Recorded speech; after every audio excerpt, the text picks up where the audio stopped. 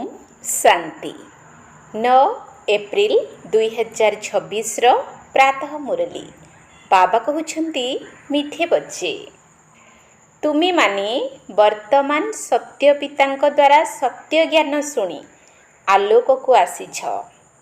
तेणु तुम मानकर कर्तव्य है समस्त को अंधकार आलोक को आनिबा।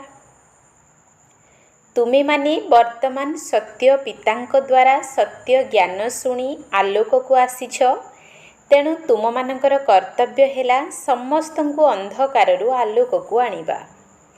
प्रश्न जेतेबेले तुम्हें पिला माने काहाकू ज्ञान शुणाउछ सेतेबेले केउ गोटे कथा निश्चित मन रखिबा दरकार। जेतेबेले तुम्हें पिला माने काहाकू ज्ञान शुणाउछ सेतेबेले केउ गोटे कथा निश्चित मन रखिबा दरकार।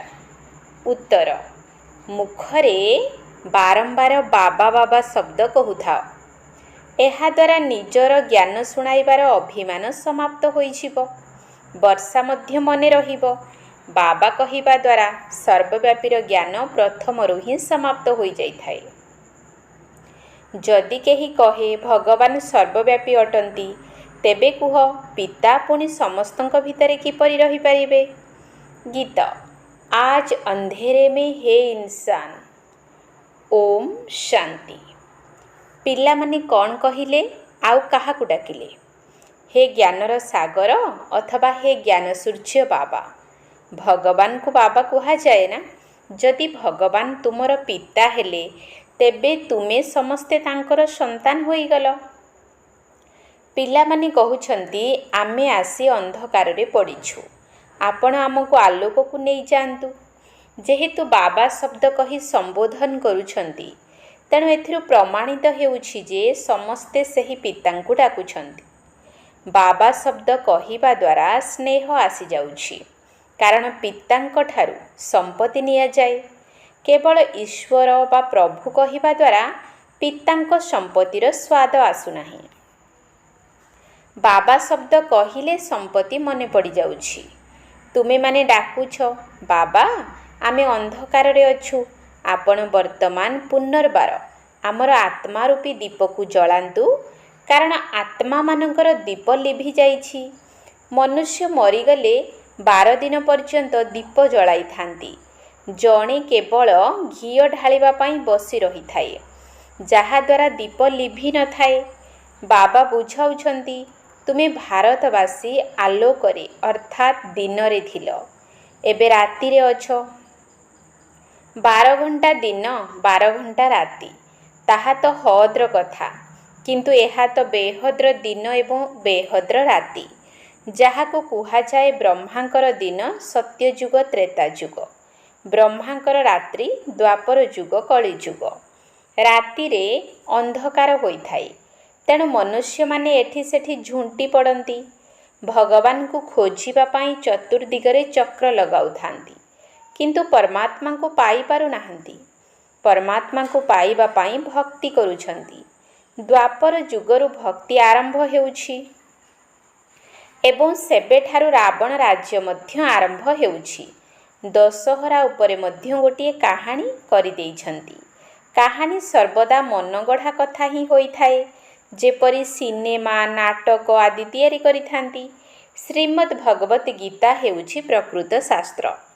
परमपिता परमात्मा एठाकु आसी राजयोगर शिक्षा देले एवं राजत्व देले।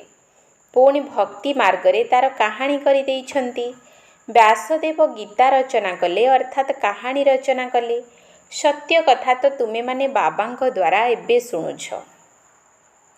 तेणु तुम मानक मुखरु सर्वदा बाबा बाबा शब्द बाहरिबा दरकार। परमात्मा आमर बाबा जे कि नुआ दुनियार रचयिता अटंती, तेबे निश्चित आमको तांक ठारु स्वर्गर संपत्ति मिलिबा दरकार। एबे तो 84 जन्म भोग करी आमे नरकरे आसी पहुँचीछु। बाबा बुझाउछंती पिला माने तुमे भारतवासी सूर्यवंशी चंद्रवंशी थिलो, सारा विश्वर मालिक थिलो। सेतेबेले अन्य कोनोसी धर्म नथिला, जहाको स्वर्ग अथवा कृष्णपुरी कहा जाउछि। एठारे हेला कंसपुरी। बाप दादा मने पकाई देउछंती जे एठारे लक्ष्मी नारायणकर राज्य थिला। ବାବା ହିଁ ଜ୍ଞାନର ସାଗର, ଶାନ୍ତିର ସାଗର, ପତିତ ପାବନ ଅଟନ୍ତି। ପାଣିର ଗଙ୍ଗା ନୁହେଁ, ସବୁ କନ୍ୟାମାନଙ୍କର ଏକମାତ୍ର ଭଗବାନ ବର ଅଟନ୍ତି। ଏକଥା ମନୁଷ୍ୟ ଜାଣିନାହାନ୍ତି। ସେଥିପାଇଁ ପଚରା ଯାଉଛି ଆତ୍ମାର ପିତା କିଏ? ତେଣୁ ଦ୍ୱନ୍ଦ୍ୱରେ ପଡ଼ିଯାଉଛନ୍ତି। କହୁଛନ୍ତି ଆମେ ଜାଣିନାହୁଁ। ଆରେ ଆତ୍ମା, ତୁମେ ନିଜର ପିତାଙ୍କୁ ଜାଣିନାହଁ? କହୁଛନ୍ତି ଗଡ୍ ଫାଦର। ଯଦି ପଚରା ଯାଉଛି ତାଙ୍କର ନାମ ରୂପ କ'ଣ? ଈଶ୍ୱରଙ୍କୁ ଜାଣିଛ? ତେବେ କହିଦେଉଛନ୍ତି ସିଏ ସର୍ବବ୍ୟାପୀ। ଆରେ ପିଲାମାନଙ୍କର ବାପା କେବେ ସର୍ବବ୍ୟାପୀ ହୋଇଥାନ୍ତି କି? ମନୁଷ୍ୟମାନେ ରାବଣର ଆସୁରୀ ମତରେ ଚାଲି କେତେ ବୁଦ୍ଧିହୀନ ହୋଇଯାଇଛନ୍ତି। ଦେହ ଅଭିମାନ ହେଲା ନମ୍ବର 1। ନିଜକୁ ଆତ୍ମା ନିଶ୍ଚୟ କରୁନାହାନ୍ତି। କହୁଛନ୍ତି ମୁଁ ଅମୁକ। ଏସବୁ ତ ଶରୀରର କଥା। ପ୍ରକୃତରେ ନିଜେ କିଏ ଏକଥା ଜାଣିନାହାନ୍ତି।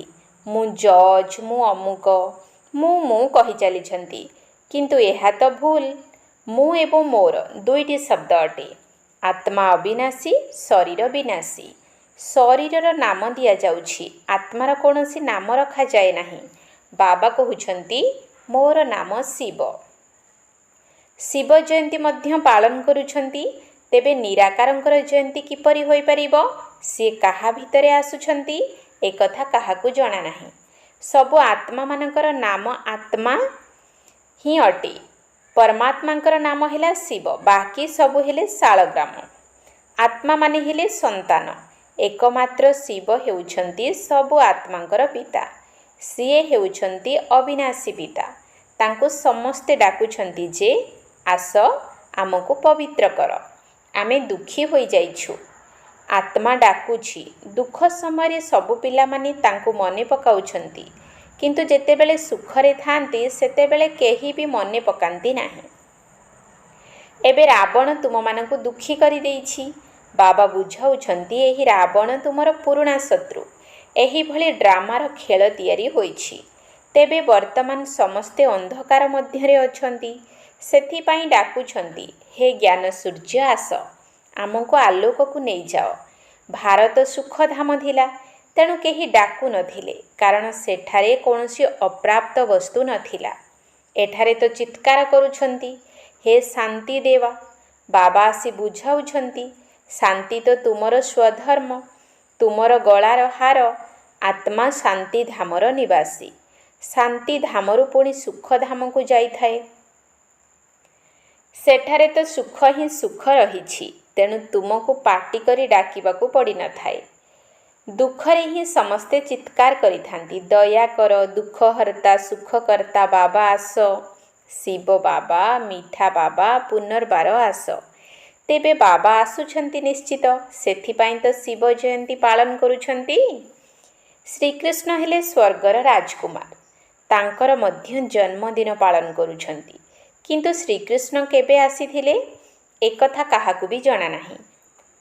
ରାଧେ କୃଷ୍ଣ ହିଁ ସ୍ୱୟଂବର ପରେ ଲକ୍ଷ୍ମୀ ନାରାୟଣ ହୋଇଥାନ୍ତି।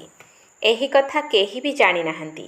ମନୁଷ୍ୟମାନେ ହିଁ ଡାକି ଆସିଛନ୍ତି ଓ ଗଡ୍ ଫାଦର, ହେ ଈଶ୍ୱର ପିତା। ଆଚ୍ଛା, ତାଙ୍କର ନାମ ରୂପ କ'ଣ? ତେବେ କହିଦେଉଛନ୍ତି ସିଏ ତ ନାମ ରୂପରୁ ଅଲଗା ଅଟନ୍ତି। ଆରେ ତୁମେ କହୁଛ ଈଶ୍ୱର ପିତା, ପୁଣି ନାମ ରୂପରୁ ଅଲଗା କହିଦେଉଛ। ଆକାଶ ଶୂନ୍ୟ ଅଟେ, ତାର ମଧ୍ୟ ନାମ ରହିଛି ଆକାଶ। ତୁମେମାନେ କହୁଛ ଆମେ ପିତାଙ୍କର ନାମ ରୂପ ଆଦିକୁ ଜାଣିନାହୁଁ। ଆଚ୍ଛା, ନିଜକୁ ଜାଣିଛ? ତେବେ କହୁଛନ୍ତି ହଁ, ମୁଁ ଆତ୍ମା। ଆଚ୍ଛା, ଆତ୍ମାର ନାମ ରୂପ କ'ଣ କୁହ? ତେବେ କହିଦେଉଛନ୍ତି ଆତ୍ମା ହିଁ ପରମାତ୍ମା ଅଟେ। ଆତ୍ମା ତ ନାମ ରୂପରୁ ଅଲଗା ହୋଇପାରିବ ନାହିଁ। ଆତ୍ମା ଗୋଟିଏ ବିନ୍ଦୁ, ତାରକା ସଦୃଶ୍ୟ, ଯିଏକି ଭ୍ରୁକୁଟି ମଝିରେ ରହୁଛି। ଏହି ଛୋଟ ଆତ୍ମା ଭିତରେ 84 ଜନ୍ମର ପାଠ ନିର୍ଦ୍ଧାର୍ଯ୍ୟ ହୋଇ ରହିଛି। ଏହା ବହୁତ ବୁଝିବାର କଥା। ସେଥିପାଇଁ 7 ଦିନ ଭଟ୍ଟିର ଗାୟନ ଅଛି। ଦ୍ୱାପର ଯୁଗଠାରୁ ରାବଣ ରାଜ୍ୟ ଆରମ୍ଭ ହେଉଛି। ସେବେଠାରୁ ବିକାରମାନଙ୍କର ମଧ୍ୟ ପ୍ରବେଶତା ହେଲା। ତେଣୁ ସିଡ଼ିରେ ତଳକୁ ତଳକୁ ଖସି ଆସିଛନ୍ତି। ଏବେ ସମସ୍ତଙ୍କୁ ଗ୍ରହଣ ଲାଗିଯାଇଛି। ତେଣୁ କଳା ହୋଇଯାଇଛନ୍ତି। ସେଥିପାଇଁ ଡାକୁଛନ୍ତି ହେ ଜ୍ଞାନ ସୂର୍ଯ୍ୟ ଆସ, ଏଠାକୁ ଆସି ଆମକୁ ଆଲୋକକୁ ନେଇଯାଅ। ଜ୍ଞାନର ଅଞ୍ଜନ ସଦ୍ଗୁରୁ ଦେଲେ ଅଜ୍ଞାନ ଅନ୍ଧାର ବିନାଶ। ବୁଦ୍ଧିରେ ବାବା ଆସିଯାଉଛନ୍ତି। ଏମିତି ନୁହେଁ ଯେ ଜ୍ଞାନ ଅଞ୍ଜନ କୌଣସି ଗୁରୁ ଦେଲେ। ଗୁରୁ ତ ଢେର ଅଛନ୍ତି, ସେମାନଙ୍କ ଭିତରେ ଜ୍ଞାନ କେଉଁଠୁ ଆସିବ? ସେମାନଙ୍କର କ'ଣ ଗାୟନ ହେଉଛି କି? ଜ୍ଞାନର ସାଗର ପତିତ ପାବନ ସମସ୍ତଙ୍କର ସଦ୍ଗତି ଦାତା ଏକମାତ୍ର ବାବା ହିଁ ଅଟନ୍ତି। ତେବେ ଅନ୍ୟ କେହି ଜ୍ଞାନ କିପରି ଦେଇପାରିବେ? ସାଧୁମାନେ କହୁଛନ୍ତି ଭଗବାନଙ୍କ ସହିତ ମିଶିବା ପାଇଁ ଅନେକ ରାସ୍ତା ଅଛି। ଶାସ୍ତ୍ର ପଢ଼ିବା, ଯଜ୍ଞ ତପ ଆଦି କରିବା ଏସବୁ ଭଗବାନଙ୍କ ସହିତ ମିଶିବାର ରାସ୍ତା। କିନ୍ତୁ ପତିତମାନେ ପବିତ୍ର ଦୁନିଆକୁ କିପରି ଯାଇପାରିବେ? ବାବା କହୁଛନ୍ତି ମୁଁ ନିଜେ ଆସୁଛି। ଭଗବାନ ତ ଜଣେ ହିଁ ଅଟନ୍ତି। ବ୍ରହ୍ମା ବିଷ୍ଣୁ ଶଙ୍କର ମଧ୍ୟ ଦେବତା ଅଟନ୍ତି। ସେମାନଙ୍କୁ ମଧ୍ୟ ଭଗବାନ କୁହାଯିବ ନାହିଁ। ସେମାନଙ୍କର ପିତା ମଧ୍ୟ ଶିବ ହିଁ ଅଟନ୍ତି। ପ୍ରଜାପିତା ବ୍ରହ୍ମା ତ ଏହିଠାରେ ହିଁ ଥିବେ ନା, କାରଣ ପ୍ରଜାମାନେ ଏହିଠାରେ ଅଛନ୍ତି। ନାମ ମଧ୍ୟ ଲେଖାଯାଇଛି ପ୍ରଜାପିତା ବ୍ରହ୍ମାକୁମାରୀ ସଂସ୍ଥା। ତେବେ ପିଲାମାନେ ହିଁ ଅଛନ୍ତି। ଅନେକ ବିକେ ଅଛନ୍ତି। ବର୍ଷା ତ ଶିବ ବାବାଙ୍କ ଠାରୁ ମିଳୁଛି, ବ୍ରହ୍ମାଙ୍କ ଠାରୁ ନୁହେଁ। ସମ୍ପତ୍ତି ଦାଦା ଅର୍ଥାତ୍ ଜେଜେବାପାଙ୍କ ଠାରୁ ମିଳିଥାଏ। ଶିବ ବାବା ବ୍ରହ୍ମାଙ୍କ ଦ୍ୱାରା ଆମକୁ ସ୍ୱର୍ଗକୁ ଯିବାର ଯୋଗ୍ୟ କରୁଛନ୍ତି। ବ୍ରହ୍ମାଙ୍କ ଦ୍ୱାରା ପିଲାମାନଙ୍କୁ ପୋଷ୍ୟ କରୁଛନ୍ତି। ପିଲାମାନେ ମଧ୍ୟ କହୁଛନ୍ତି ବାବା ଆମେ ଆପଣଙ୍କର ଅଟୁ, ଆପଣଙ୍କ ଠାରୁ ସମ୍ପତ୍ତି ନେଉଛୁ। ବ୍ରହ୍ମାଙ୍କ ଦ୍ୱାରା ବିଷ୍ଣୁପୁରୀର ସ୍ଥାପନା ହେଉଛି। ଶିବ ବାବା ରାଜଯୋଗ ଶିଖାଉଛନ୍ତି। ଶ୍ରୀମତ ଅଥବା ଶ୍ରେଷ୍ଠରୁ ଶ୍ରେଷ୍ଠ ଭଗବାନଙ୍କର ଗୀତା ଅଟେ। ଭଗବାନ ଏକମାତ୍ର ନିରାକାର ହିଁ ଅଟନ୍ତି। ବାବା ବୁଝାଉଛନ୍ତି ତୁମେ ପିଲାମାନେ 84 ଜନ୍ମ ନେଇଛ। ଆତ୍ମା ପରମାତ୍ମା ଅଲଗା ରହିଲେ ବହୁତ କାଳ। ବହୁତ କାଳରୁ ଅଲଗା ତ ଭାରତବାସୀ ହିଁ ଥିଲେ। ଅନ୍ୟ କୌଣସି ଧର୍ମ ନଥିଲା। ସେହିମାନେ ହିଁ ପ୍ରଥମେ ଅଲଗା ହୋଇଛନ୍ତି। ବାବାଙ୍କ ଠାରୁ ଅଲଗା ହୋଇ ଏଠାକୁ ପାଠ କରିବା ପାଇଁ ଆସିଛନ୍ତି। ବାବା କହୁଛନ୍ତି ହେ ଆତ୍ମାମାନେ ଏବେ ମୋତେ ମନେ ପକାଅ। ଏହା ହିଁ ଯୋଗର ଯାତ୍ରା ଅଥବା ଯୋଗ ଅଗ୍ନି। ତୁମ ମୁଣ୍ଡ ଉପରେ ଯେଉଁ ପାପର ବୋଝ ରହିଛି ତାହା ଏହି ଯୋଗ ଅଗ୍ନି ଦ୍ୱାରା ଭସ୍ମ ହେବ। ହେ ମିଠେ ବଚ୍ଚେ, ତୁମେମାନେ ସୁବର୍ଣ୍ଣ ଯୁଗରୁ ଲୌହ ଯୁଗକୁ ଆସିଯାଇଛ। ଏବେ ମୋତେ ମନେ ପକାଅ।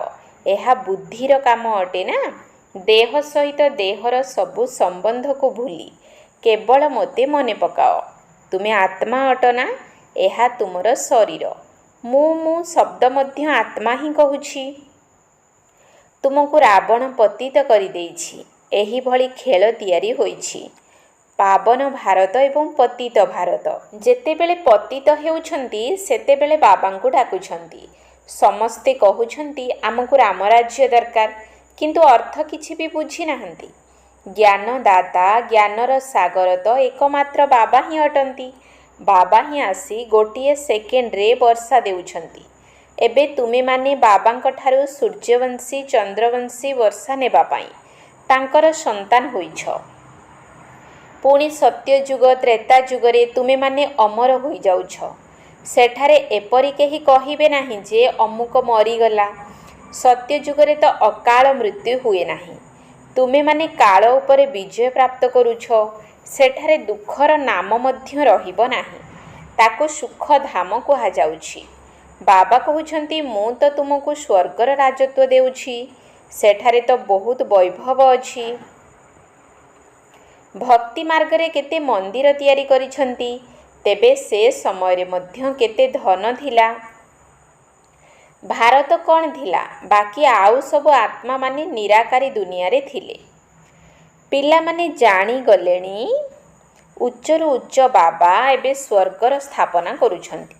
ଉଚ୍ଚରୁ ଉଚ୍ଚ ହେଲେ ଶିବ ବାବା, ତାଙ୍କ ପରେ ହେଲେ ବ୍ରହ୍ମା ବିଷ୍ଣୁ ଶଙ୍କର ସୂକ୍ଷ୍ମ ଲୋକ ନିବାସୀ, ତାପରେ ଏହି ଦୁନିଆ। ଜ୍ଞାନ ଦ୍ୱାରା ହିଁ ତୁମମାନଙ୍କର ସଦ୍ଗତି ହେଉଛି। ଗାୟନ ମଧ୍ୟ ହେଉଛି ଜ୍ଞାନ ଭକ୍ତି ଏବଂ ବୈରାଗ୍ୟ। ତେବେ ପୁରୁଣା ଦୁନିଆରୁ ବୈରାଗ୍ୟ ଆସୁଛି, କାରଣ ସତ୍ୟଯୁଗର ରାଜତ୍ୱ ମିଳୁଛି। ଏବେ ବାବା କହୁଛନ୍ତି ପିଲାମାନେ କେବଳ ମୋତେ ମନେ ପକାଅ। ମୋତେ ମନେ ପକାଇଲେ ତୁମେମାନେ ମୋ ପାଖକୁ ଆସିଯିବ। ଆଚ୍ଛା, ମିଠା ମିଠା ଶିକିଲଧେ ସନ୍ତାନମାନଙ୍କ ପ୍ରତି ମାତା ପିତା ବାପଦାଦାଙ୍କର ମଧୁର ସ୍ନେହ ସମ୍ପନ୍ନ ଶୁଭେଚ୍ଛା ଏବଂ ସୁପ୍ରଭାତ। ଆତ୍ମିକ ପିତାଙ୍କର ଆତ୍ମିକ ସନ୍ତାନମାନଙ୍କୁ ନମସ୍ତେ। ଆତ୍ମିକ ସନ୍ତାନମାନଙ୍କର ଆତ୍ମିକ ବାପଦାଦାଙ୍କୁ ନମସ୍ତେ ନମସ୍ତେ ନମସ୍ତେ। ସୁପ୍ରଭାତ। ଧାରଣା ପାଇଁ ମୁଖ୍ୟ ସାର। 1 ନମ୍ବର ପଏଣ୍ଟ। ମୁଣ୍ଡ ଉପରେ ଯେଉଁ ପାପର ବୋଝ ରହିଛି ତାକୁ ଯୋଗ ଅଗ୍ନି ଦ୍ୱାରା ଭସ୍ମ କରିବାକୁ ହେବ। ବୁଦ୍ଧି ଦ୍ୱାରା ଦେହ ସହିତ ଦେହର ସମସ୍ତ ସମ୍ବନ୍ଧକୁ ଛାଡ଼ି ଏକମାତ୍ର ବାବାଙ୍କୁ ହିଁ ମନେ ପକାଇବାକୁ ହେବ। ମୁଣ୍ଡ ଉପରେ ଯେଉଁ ପାପର ବୋଝ ରହିଛି ତାକୁ ଯୋଗ ଅଗ୍ନି ଦ୍ୱାରା ଭସ୍ମ କରିବାକୁ ହେବ। ବୁଦ୍ଧି ଦ୍ୱାରା ଦେହ ସହିତ ଦେହର ସମସ୍ତ ସମ୍ବନ୍ଧକୁ ଛାଡ଼ି ଏକମାତ୍ର ବାବାଙ୍କୁ ହିଁ ମନେ ପକାଇବାକୁ ହେବ। 2 ନମ୍ବର ପଏଣ୍ଟ। ଡାକ ଛାଡ଼ିବା ବା ଚିତ୍କାର କରିବା ପରିବର୍ତ୍ତେ ନିଜର ଶାନ୍ତ ସ୍ୱଧର୍ମରେ ସ୍ଥିତ ହୋଇ ରହିବାକୁ ହେବ। ଶାନ୍ତି ତୁମର ଗଳାର ହାର। ତେଣୁ ଦେହ ଅଭିମାନରେ ଆସି ମୁଁ ଏବଂ ମୋର ଶବ୍ଦ କହିବାର ନାହିଁ, ନିଜକୁ ଆତ୍ମା ନିଶ୍ଚୟ କରିବାକୁ ହେବ। ଡାକ ଛାଡ଼ିବା ବା ଚିତ୍କାର କରିବା ପରିବର୍ତ୍ତେ ନିଜର ଶାନ୍ତ ସ୍ୱଧର୍ମରେ ସ୍ଥିତ ହୋଇ ରହିବାକୁ ହେବ। ଶାନ୍ତି ତୁମର ଗଳାର ହାର। ତେଣୁ ଦେହ ଅଭିମାନରେ ଆସି ମୁଁ ଏବଂ ମୋର ଶବ୍ଦ କହିବାର ନାହିଁ, ନିଜକୁ ଆତ୍ମା ନିଶ୍ଚୟ କରିବାକୁ ହେବ। ବରଦାନ। ନିଜର ସତୋଗୁଣୀ ଦୃଷ୍ଟି ଦ୍ୱାରା ଅନ୍ୟ ଆତ୍ମାମାନଙ୍କର ଦୃଷ୍ଟି ବୃତ୍ତିକୁ ପରିବର୍ତ୍ତନ କରୁଥିବା ସାକ୍ଷାତକାର ମୂରତ ଭବ। ନିଜର ସତୋଗୁଣୀ ଦୃଷ୍ଟି ଦ୍ୱାରା ଅନ୍ୟ ଆତ୍ମାମାନଙ୍କର ଦୃଷ୍ଟି ବୃତ୍ତିକୁ ପରିବର୍ତ୍ତନ କରୁଥିବା ସାକ୍ଷାତକାର ମୂରତ ଭବ। କଥାରେ ଅଛି, ଦୃଷ୍ଟି ଦ୍ୱାରା ସୃଷ୍ଟିର ପରିବର୍ତ୍ତନ ହୋଇଥାଏ। ତେଣୁ ତୁମମାନଙ୍କର ଦୃଷ୍ଟି ଏଭଳି ସତୋଗୁଣୀ ହୋଇଥାଉ ଯାହାଦ୍ୱାରା କିପରି ବି ତମୋଗୁଣୀ ବା ରଜୋଗୁଣୀ ଆତ୍ମାର ଦୃଷ୍ଟି ବୃତ୍ତି ଏବଂ ସେମାନଙ୍କର ସ୍ଥିତି ପରିବର୍ତ୍ତନ ହୋଇଯିବ। ଯେଉଁମାନେ ବି ତୁମ ସମ୍ମୁଖକୁ ଆସିବେ ସେମାନେ ତୁମର ଦୃଷ୍ଟି ଦ୍ୱାରା 3 ଲୋକ ଏବଂ ନିଜର ପୁରା ଜୀବନ କାହାଣୀକୁ ଜାଣିପାରିବେ। ଏହା ହିଁ ହେଉଛି ନଜର ଦ୍ୱାରା ନିହାଲ କରିବା। ଶେଷ ସମୟରେ ଯେତେବେଳେ ଜ୍ଞାନ ଦ୍ୱାରା ସେବା ହୋଇପାରିବ ନାହିଁ, ସେତେବେଳେ ଏହିଭଳି ସେବା ହେବ। ସ୍ଲୋଗାନ। ପବିତ୍ରତାର ବାସ୍ତବିକ ସ୍ୱରୂପ ସତ୍ୟତା ଅର୍ଥାତ୍ ଦିବ୍ୟତା ଅଟେ। ପବିତ୍ରତାର ବାସ୍ତବିକ ସ୍ୱରୂପ ସତ୍ୟତା ଅର୍ଥାତ୍ ଦିବ୍ୟତା ଅଟେ। ଅବ୍ୟକ୍ତ ଇସାରା। ମହାନ ହେବା ପାଇଁ ମଧୁରତା ଏବଂ ନମ୍ରତାର ଗୁଣକୁ ଧାରଣ କର। ମଧୁରତାର ଏବଂ ନମ୍ରତାର ଗୁଣ ନଇଁବା ଶିଖାଇଥାଏ। ଯେତିକି ଏବେ ତୁମେମାନେ ନିଜର ସଂସ୍କାରରେ ବା ସଂକଳ୍ପରେ ନମ୍ର ହେବ, ସେତିକି ଅନ୍ୟମାନେ ମଧ୍ୟ ଆପଣଙ୍କ ଆଗରେ ମୁଣ୍ଡ ନୁଆଁଇବେ। ନଇଁବା ଅର୍ଥାତ୍ ନୁଆଁଇବା। ସଂସାରରେ ମଧ୍ୟ ନଇଁବା ଆବଶ୍ୟକ। ଏପରି ସଂକଳ୍ପ ମଧ୍ୟ ନ ଆସୁ କି ଅନ୍ୟମାନେ ମୋ ଆଗରେ କିଛି ତ ମୁଣ୍ଡ ନୁଆନ୍ତୁ। ଯଦି ମୁଁ ନଇଁବି ତେବେ ସମସ୍ତେ ନଇଁବେ। ଯେଉଁମାନେ ସଚ୍ଚା ସେବାଧାରୀ ଅଟନ୍ତି ସେମାନେ ଯଦି ସମସ୍ତଙ୍କ ଆଗରେ ମୁଣ୍ଡ ନୁଆଁଇବେ ତେବେ ଯାଇ ସେବା କରିପାରିବେ। ଓମ୍ ଶାନ୍ତି।